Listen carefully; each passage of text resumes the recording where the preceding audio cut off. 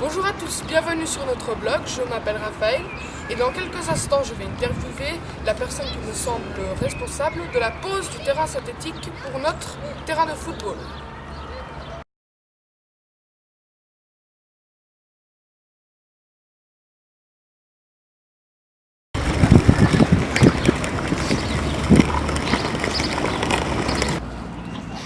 C'est bon.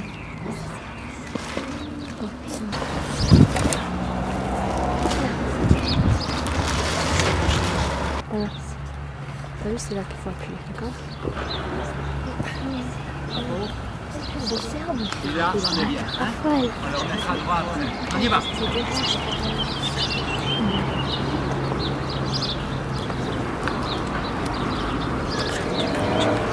Tu peux bouger un peu. Quand ils sont très près, tu peux bouger comme ça. Hein. Comme ça. Ouais. Dans une classe. On attend qu'il y a qui viennent, puis Chloé, c'est dessus. Sinon, ça va être le blanc. Ah, il a pas de filmé. Là, Si je le coupe tout le bord là, ça ira. Hein. tu devrais le couper en haut, dessus. Il y a bien assez. Mais là, ça désorganise tout. Alors bonjour monsieur, Bonjour Gérard. je vais vous interviewer au sujet du terrain synthétique que vous êtes installé en ce moment. Très bien. Alors, quelles sont les étapes pour déposer le tapis synthétique? Alors, la première étape, dans la situation où nous étions avant, tu te souviens que le terrain, c'était de la terre végétale et que chaque fois qu'il pleuvait, vous ne pouviez pas faire de sport. Donc, la première étape, c'est enlever cette terre végétale qui a été stockée ici pour les plantes à gauche et à droite. Ensuite, il faut amener ce qu'on appelle du tout venant.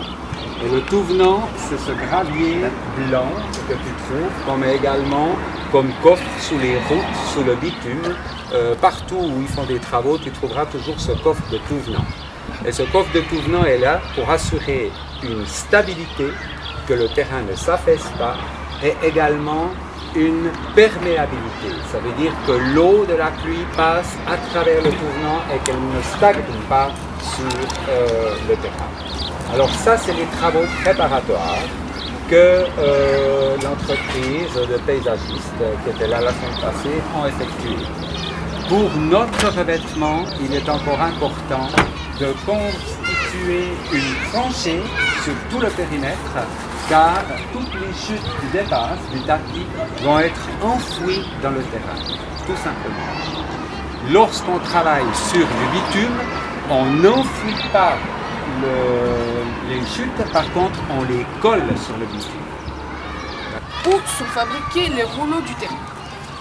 Alors ces rouleaux-là, comme tu peux voir sur les étiquettes, c'est en anglais Playwright, Surface, Sport. C'est fait en Angleterre. Et les Anglais sont des professionnels des surfaces synthétiques, dans la mesure où ce tapis fait partie d'une gamme d'une quarantaine de produits. Ça, ce tapis, il est homologué par le WTA, World Tennis Association. Ça veut dire que c'est un produit qu'on applique sur les cordes de tennis.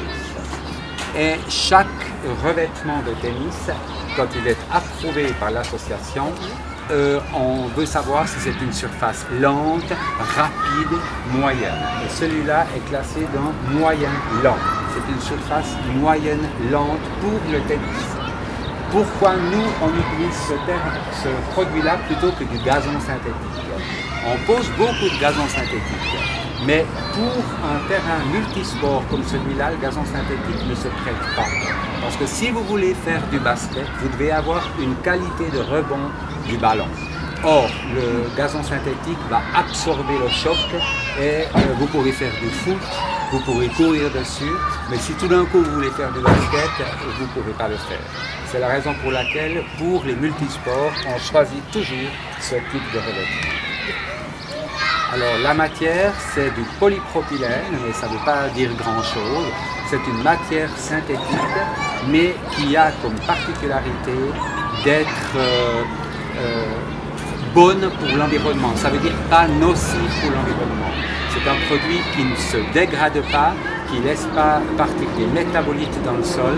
Et lorsqu'il a terminé sa vie et qu'il faut l'éliminer, C'est un produit qui s'élimine sans problème par incinération, ce qui n'est pas le cas de granulés caoutchouc enrobés, etc., qui, eux, demandent des mesures particulières pour être évacués et éliminés. Donc ça, c'est un point pour nous qui est essentiel, c'est de travailler avec des produits non seulement pour la santé des enfants parce qu'ils font du sport, mais également des produits qui ne nuisent en rien à l'environnement. Et il fait partie de cette gamme. D'accord. Combien de temps dure ce type de revêtement? Ce revêtement, il est garanti comme tous les revêtements synthétiques, sportifs et ludiques, 5 ans. Mais moi, j'ai vu des terrains multisports à Londres qui avaient 10 ans d'âge, où tous les après-midi à 3 heures, c'est bondé de personnes dessus, etc.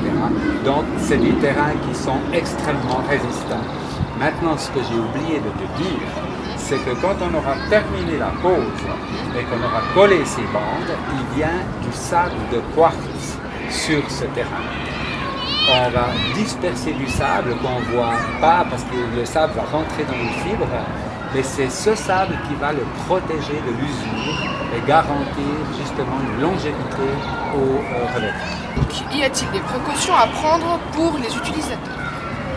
Il n'y a aucune précaution particulière dans la mesure où on exécute son sport d'une façon normale. Il est clair que lorsqu'on est dans des sites urbains, il y a des gens qui viennent avec des jerrycans de benzine, qui mettent le feu, ce qui s'appelle du vandalisme. On a affaire à ça. Ici, ça ne va pas être le cas parce qu'on est en milieu privé, donc il n'y a pas de problème. Et quand on pose ça dans les milieux publics, on doit aussi faire très attention à cela. Mais si ça devait se passer, il faut savoir qu'il y a grosso modo 10 kg au mètre carré de sable de quartz. Or, personne n'a déjà su mettre le feu au sable. Ça, c'est déjà une bonne protection. Deuxièmement, quand le produit a du sable, on peut prendre n'importe quel cutter ou n'importe quoi, on ne peut plus le couper. C'est la lame qui s'émousse, mais le tapis ne risque rien. Et si, quand bien même, il y avait ce genre de problème, nous, il nous suffit de découper une pièce et de revenir, et on fait un tacon comme sur tes pantalons si tu as un trou. Et le lendemain, tout le monde est de nouveau sur le terrain sans problème. D'accord. Merci beaucoup pour votre participation, monsieur. Merci. J'espère que nous serons beaucoup d'utilisateurs à écouter cette interview qui était très intéressante.